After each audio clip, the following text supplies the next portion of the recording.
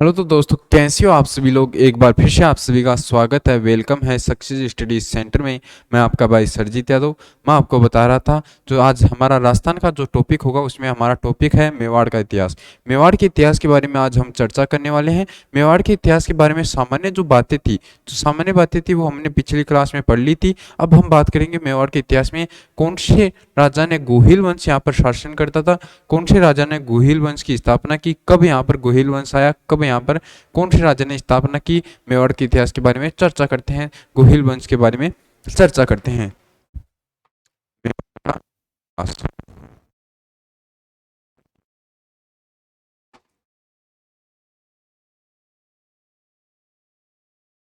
मेवाड़ का इतिहास ये हमारा टॉपिक है, ठीक है।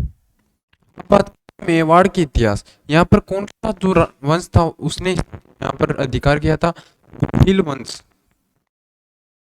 गोहिल वंश, या जिसे हम क्या करते हैं, एक और नाम है सिसोदिया वंश, सिसोदिया वंश।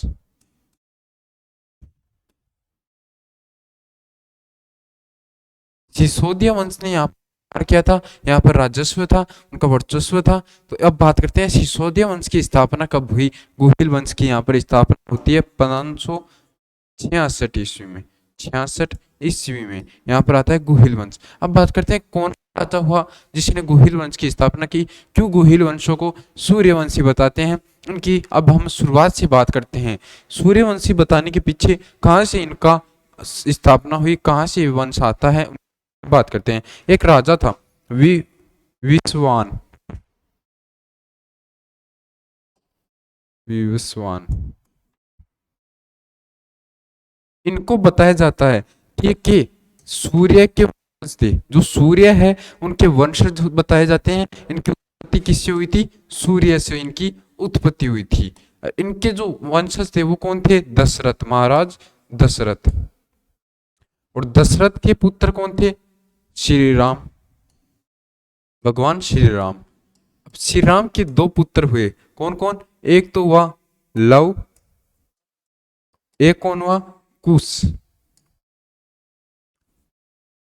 पहले दशरथ, फिर दशरथ के पुत्र कौन, श्री राम। अब श्री राम के दो पुत्र हुए, इनकी स्थापना कहाँ से, इन लोगों की स्थापना कहाँ से हुई, कहाँ से ये लोग आए, कौन से वंश से आते हैं, और अगर ये सूर्यवंशी हैं तो ये सूर्यवंशी कैसे हैं, इनके बारे में चर्चा करेंगे।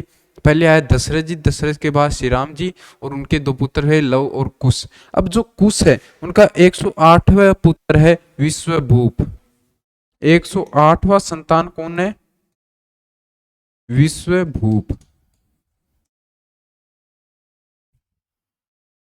ये कुश का 8वां संतान हुआ, कौन, विश्वभूप। अब इनके जो छठे संतान हुए, छठे कौन हुआ, कौन वंशज कौन था, शिलादित्य,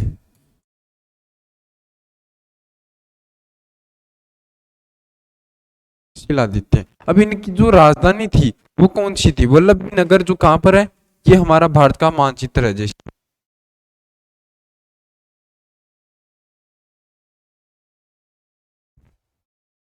यहाँ पर क्या है, वल्लभी नगर कहां पर पड़ता है, गुजरात में, गुजरात में पड़ता है। वल्लभी नगर को इन्होंने क्या राजधानी बताई, बनाया किसने, शिलादित्य ने। वल्लभी नगर को अपनी राजधानी बना लिया शिलादित्य ने। अब अगर आपको पता हो, राजस्थान में एक क्षेत्र है, एक जगह है जिसका नाम क्या है, आबू।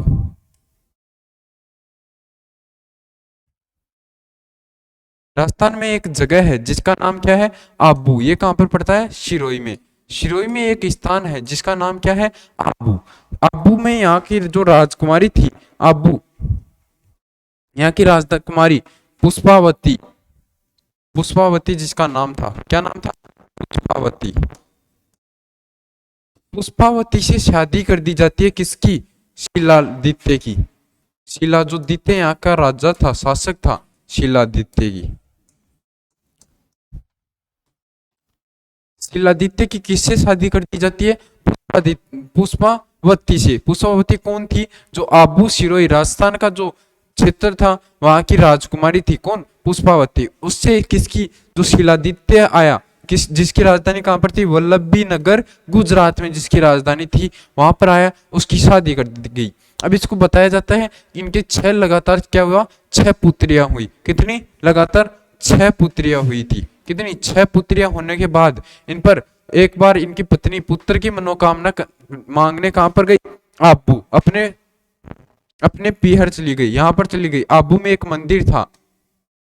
क्या था? एक मंदिर था। वहां पर अपने पुत्र की मनोकामना मन्नत मांगने कहां पर चली गई? आबू चली गई। और पीछे से यहाँ पर वो आक्रमण होता है। पीछे से किस पर? वल्लभी नगर गुजरात में आक्रमण होता है। अरबों का आक्रमण होता है। अरबी जो थे, अरबों का आक्रमण।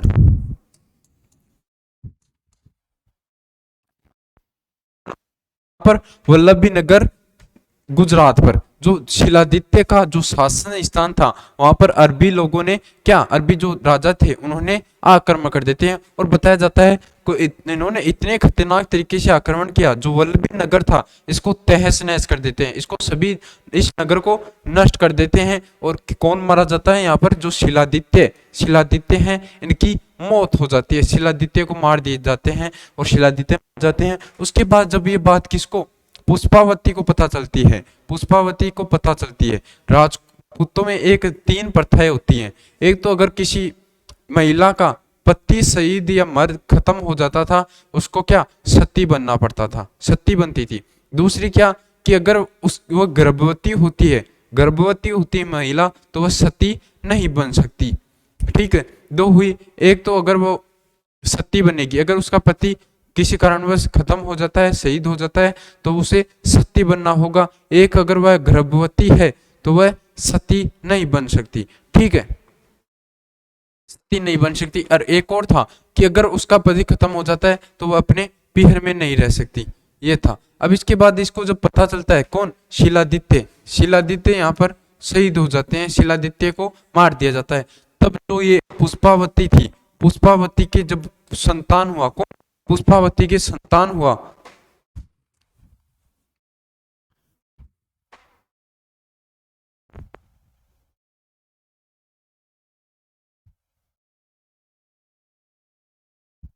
पुष्पावती के संतान होता है। यहाँ पर पुष्पावती के संतान होता है। जब ये इसको पता चलता है कि ये मारा गया तो ये गर्भवती थी, इसको पता गर्भवती क्या वो सती बन नहीं सकती, तो इन्होंने क्या किया? सती नहीं बना और अपने एक संतान को जन्म दिया। संतान को जन्म देने के बाद इन्होंने इसको कहां पर छोड़ दिया? जो संतान हुआ, अपना जो संतान हुआ, इसको किसको? ब्राह्मण एक महिला थी,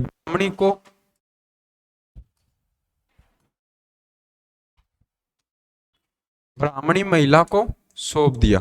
ब्राह्मणी महिला को अपने संतान को सौंप देती है और क्या? खुद सती बन जाती है। इन्होंने अपने तीनों कर्मों की पालना की, सती भी बनी, गर्भवती होते हुए सती भी नहीं बना, और क्या किया? अपने पीहर को भी छोड़ा। अगर किसी पति की मृत्यु हो जाती है तो उसे अपना पीहर छोड़ना पड़ता है। तीनों धर्मों की पालना की, फिर ये जो ब्राह्मणी को अपनी जो पुत्र हुआ, संतान हुआ, उसको सौंप देती है। अब इन्होंने क्या किया? ये विधवा थी, इन्होंने जो जनता या लोगों से डरते हुए क्या? इनको एक गुफा में रखा। जो इनकी संतान हुई इसको एक गुफा में रखा। संतान को कहा? गुफा में रखा। ठीक है, इसको गुफा में रखने के बाद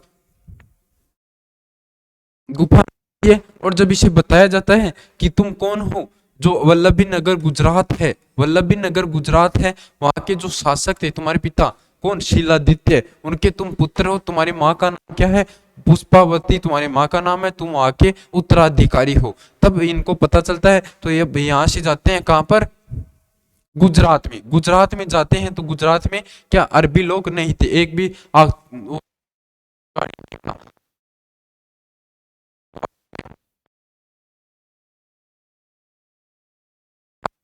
और क्या किया? मेवाड़ क्षेत्र पर आकर लोगों क्या? जो भील लोग थे, उन्होंने बताया, उनको कहा कि अगर तुम मेरे शासन करने में सहायता करोगे, अगर मेरी सहायता करोगे, क्या? मेरे आने वाले पीढ़ियों के जो भी राजा होंगे वो आपसे कर वसूली नहीं करेंगे, कोई भी किसी भी प्रकार का कर नहीं लेंगे। तो इन्होंने क्या? भीलों ने क्या? इनकी मदद की। किनने? भीलों ने मदद की इनकी, और इन्होंने कहां पर में 66 ईस्वी में अपना अधिकार जमा लिया। 566 ईस्वी में मेवाड़ पर अपना अधिकार जमा लिया, जिसका ठीक है।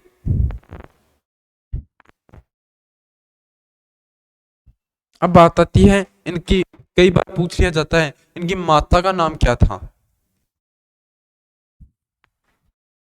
माता का नाम क्या हो जाएगा? माता कौन? पुष्पावती।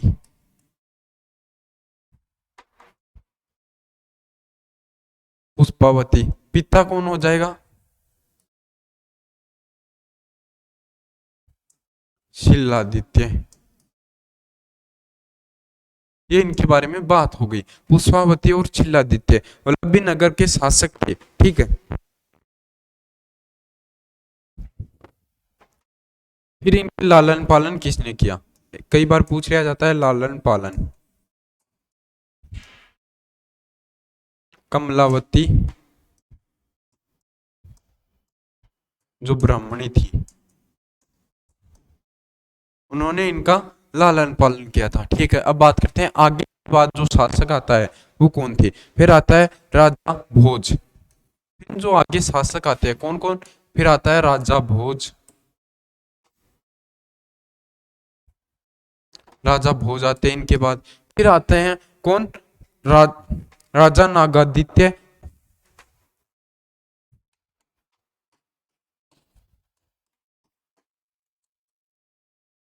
फिर इसके बाद आते हैं महेंद्र सिंह राजा, महेंद्र फर्स्ट। एक और आएगा महेंद्र नाम से, इसलिए कौन हो गया? महेंद्र फर्स्ट। महेंद्र फर्स्ट आते हैं। फिर कौन आता है? महेंद्र फर्स्ट के बाद में हमारे आते हैं उपराजित, शिलादित्य।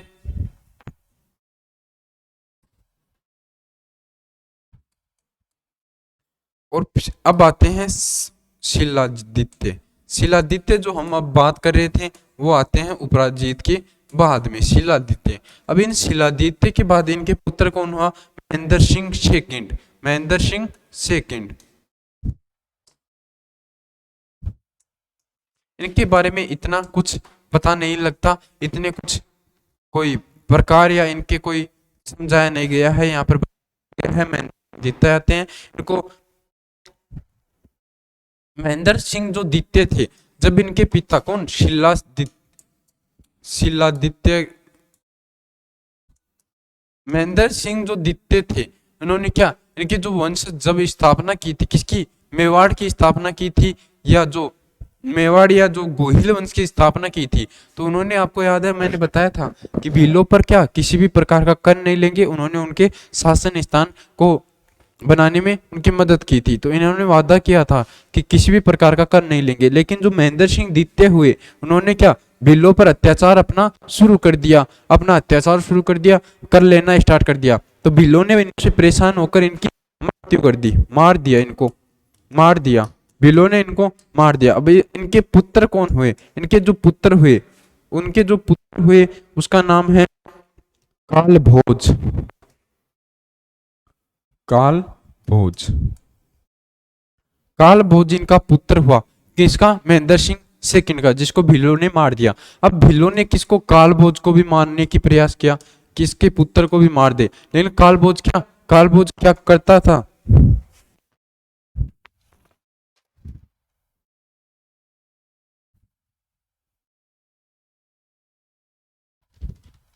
ये गाय चराता था। कालभोज गाय चराते था, चरवाहा था, गाय चराता था कालभोज, ठीक है। अब ये कालभोज यहाँ पर बच जाता है। कालभोज यहाँ पर बचने के बाद बप्पा रावल, इसका दूसरा नाम क्या है? बप्पा रावल। अब पढ़ेंगे इसके बारे में, रावल या कालभोज। इसके राजस्व में, इसके शासन काल में क्या क्या हुआ, क्या क्या घटना हुई, उनके बारे में अब हम विस्तार से पढ़ते हैं। बप्पा रावल या कालभोज। कालभोज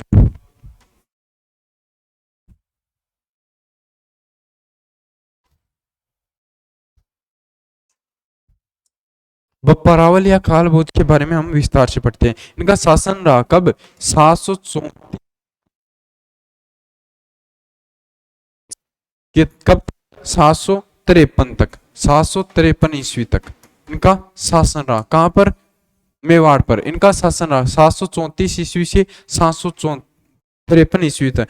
प्रथम ताकतवर राजा माना जाता है। कौन? मेवाड़ का प्रथम, मेवाड़ का। इतने जो पीछे जो राजा हुए 566 के बाद में 734 तक, इनका इनके बारे में जितना बताया नहीं गया, लेकिन जो बप्पा रावल है इनके बारे में कुछ बातें बताई गई है। मेवाड़ का सबसे ताकतवर राजा,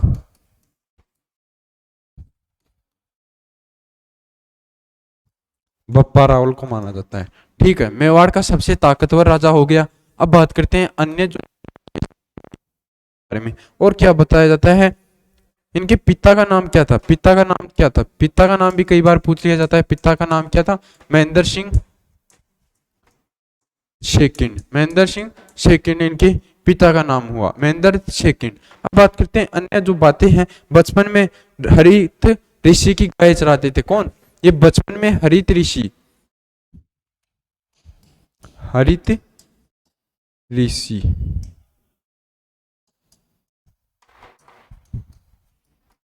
गाय चराते थे। हरित ऋषि की गाय चराते थे। इनको बप्पा रावल की उपाधि किसने दी? अगर आपको पूछ लिया जाए कि भोज जो काल भोज है, इनको बप्पा रावल, इनका बप्पा रावल की उपाधि किसने दी? वो दी थी हरित ऋषि ने। हरित ऋषि ने इनको बप्पा रावल की उपाधि दी थी। बप्पा रावल की उपाधि हरित ऋषि ने दी थी। क्यों दी थी? यहाँ पर जब भीलों पर आक्रमण किया किसने? अरबी, अरबी जो क्षेत्र, अरबों ने जब भीलों पर आक्रमण किया, भीलों पर आक्रमण किया, क्यों दी थी इसको? ये बप्पा रावल की उपाधि क्यों दी थी, इसके बारे में हम समझ लेते हैं। जब भीलों पर अरबी जो लोग, अरबों ने आक्रमण किया,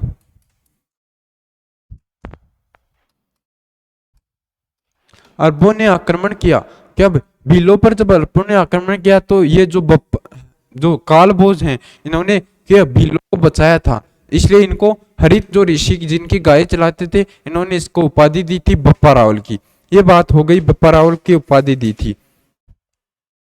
अब बप्पा रावल ने कार्य क्या क्या किए? बप्पा रावल ने 2 मंदिरों का निर्माण कराया था। 2 मंदिरों का बप्पा रावल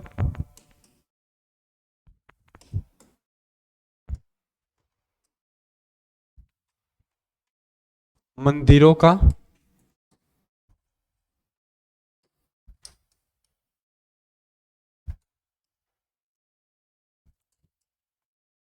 अब बात करेंगे वो 2 मंदिर कौन कौन से थे। बप्पा रावल ने 2 मंदिरों का निर्माण कराया था। एक तो था एकलिंग जी का मंदिर। एकलिंग जी का मंदिर कहाँ? कैलाशपुरी उदयपुर में। एक था सास बहू का मंदिर। सास बहू का मंदिर वो कहाँ था? नागदा। नागंदा जो था यह उदयपुर में।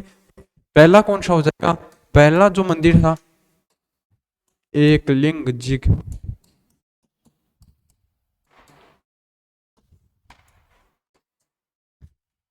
का मंदिर, ये कहां पर है? कैलाशपुरी।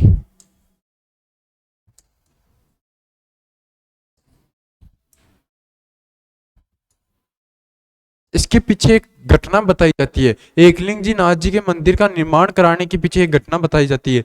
जब ये बप्पा रावल या काल भोज किसकी? हरित ऋषि गाय चराते थे, तो एक बार ये घटना हुई थी। इनकी एक गाय थी जो जाकर एक स्थान पर रोज खड़ी हो जाती थी, और उनके स्तनों से वहां पर क्या दूध बहना शुरू हो जाता था, दूध निकलना शुरू हो जाता था। जब इन्होंने उस जगह पर खुदाई कराई तो वहां चतुर्मुखी क्या शिव की वो चतुर्मूर्ति शिव की मूर्ति निकलती है।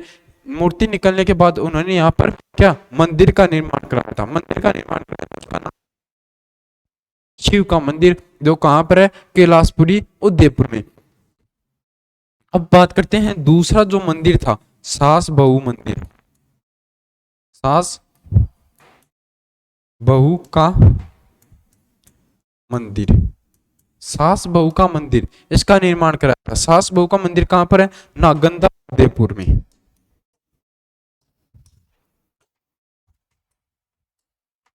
इन्होंने नागंदा उदयपुर को फिर क्या नागंदा जो क्षेत्र इनको राजधानी बनाया था, राजधानी बना लिया था। राजधानी बनाया था तो यहाँ पर क्या एक मंदिर का निर्माण कराया था। वो कौन सा था? जो सास बहू का मंदिर है उसका निर्माण कराया था। अब बताया जाता है चित्तौड़गढ़ का जो दुर्ग था, चित्तौड़गढ़ का जो दुर्ग है,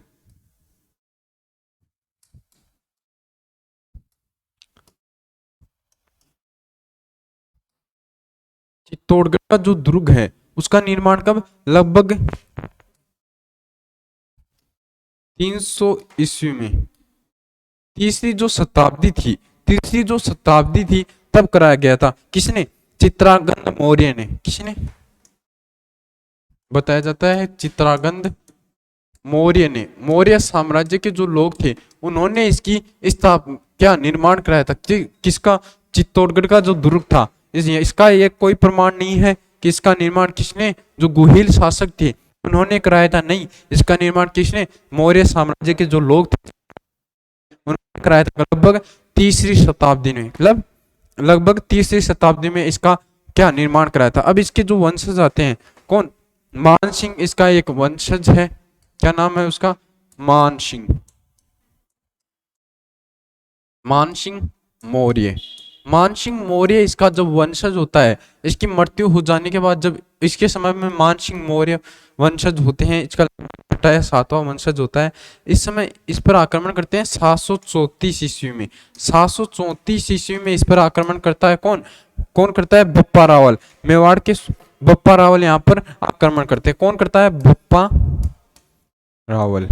बप्पा रावल यहाँ पर आक्रमण करते हैं और चित्तौड़गढ़ के किले को यहाँ से किससे, जो मौर्य था उससे छीन लेते हैं, चित्तौड़गढ़ का किला जीत लेते हैं। कौन, बप्पा रावल यहाँ पर चित्तौड़गढ़ का किला जीत लेते हैं। बताया जाता है चित्तौड़गढ़ का किला जीतने के बाद क्या, बप्पा रावल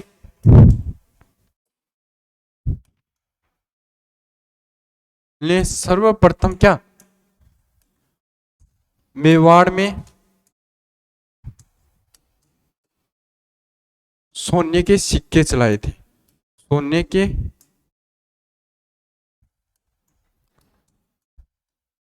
सिक्के चलाए थे मेवाड़ में। अगर आपसे पूछ लिया जाए सर्वप्रथम सोने के सिक्के किसने चलाए थे, तो आंसर क्या हो जाएगा, बप्पा रावल ने। चित्तौड़गढ़ का किला कब, 734 ईस्वी में किसने जीता था, बप्पा रावल ने। किसको हराकर, बप्पा रावल ने मान सिंह जो मौर्य था, मान सिंह मौर्य राजा था, उनको हराकर 734 में जो चित्तौड़गढ़ का किला या दुर्ग है उसको जीत लिया था। और इनका सूर्यवंशी होने का प्रमाण, एक तो इस सिक्कों पर किसका चिन्ह था, ये जो सिक्के थे सोने के सिक्के, इस पर सूर्य का चिन्ह अंकित था, सूर्य का चिन्ह अंकित था। इससे इनके सूर्यवंशी होने का प्रमाण मिलता है। एक मैंने वो कहानी आपको स्टेप बाय स्टेप बता दी। दशरथ जी आए, उनके बाद उनके पुत्र श्री राम जी, दशरथ कुश के जो छठवें संतान हुए, उनसे इनकी जो पीढ़ी दर पीढ़ी इनका निर्माण होता गया और इनके बारे में यहाँ पर हमने चर्चा कर ली। आगे हमारी बात हो गई बप्पा रावल से। कई बार क्वेश्चन आते हैं बप्पा रावल के बारे में, जो जो मुख्य बातें हुई उनके बारे में चर्चा करेंगे, कल ली है हमने। अब जो आगे जो राजा हुए उनके बारे में अगली क्लास में चर्चा करेंगे। अगर आपको ये वीडियो अच्छा लगा हो तो लाइक करना, दोस्तों के साथ शेयर करना और क्लास को सब्सक्राइब कर लेना चैनल को, ताकि आने वाली जो अगली क्लासें हैं वो आपके पास नोटिफिकेशन पहुंच जाए। इसलिए आप बेल आइकन को प्रेस जरूर करना, दोस्तों के साथ शेयर करना और कमेंट करके बताना कैसी आपको क्लास लगी, कैसा मेरा पढ़ाने का तरीका लगा, कैसे मेरे टॉपिक हैं। तो ठीक है, थैंक यू।